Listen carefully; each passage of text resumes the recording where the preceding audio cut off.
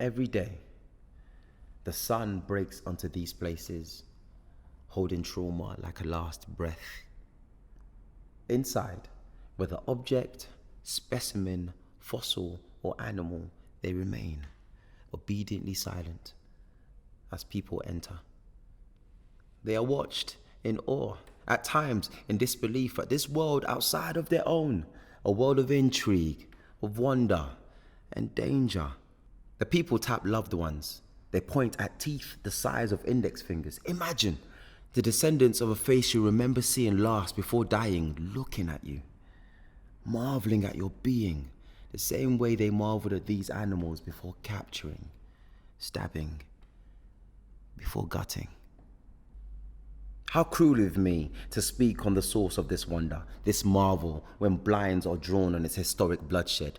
Over there, behind the elephant's skull, is a hole where remnants of lead aged into nothingness. Out there are tusks made into piano keys that ache for each note a child absent-mindedly presses. Somewhere lies an impala, shot, then made into a trophy. Hunters were at large back then. They pillaged lands with guns as though they were gods, speaking through rounds of bullets. They watched them fall onto another, whether man, woman, child, or animal, their heads tilting upwards to these gods, hovering over their bodies like an eclipse. How cruel. Look around. Look at an empire that spoiled itself rotten to the detriment of others. Scientists were at large back then. They befriended my ancestors who dared to climb, dared to stick their limbs in places no white man would think of doing. They bled for these men. Look around and you'll find no trace of a helping hand, no acknowledgement of their bravery. My ancestors hold greater stake in this place than pockets that gobbled up Her Majesty's coins. I feel them in this erasure. They were the eyes and spirit, the permission, the ears, the familiar face, the unpaid. Say their name. Lord them as you would your greats, for so much blood and guilt stains this place that I am left shaking. I hear the rattle of bones in drawers, wanting to return home.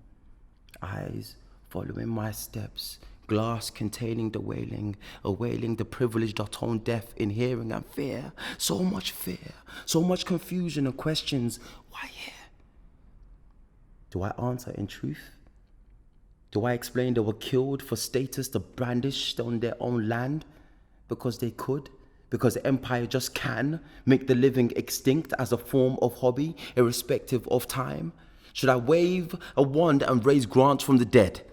The world now different, but the objectification still holding firm as a rifle to firing shoulder. The exoticism still breathing heavy, bubbling the stomach like a craving. What do I say knowing I too scratch the throat of intrigue every day?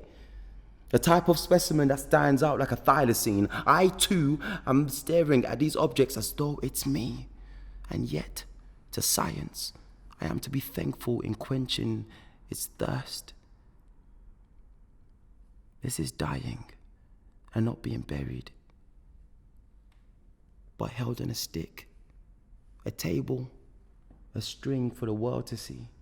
It is a life cut short for research purposes. It is beauty exploited. Even when bone dry, it is for profit. So much life still living in the dead. So much loss everywhere I turn. So much pain for every glass I touch. To these museums, these displays of power, should the behavior back then be a moment in time, then I feel as though I am living a loop that still favors your own.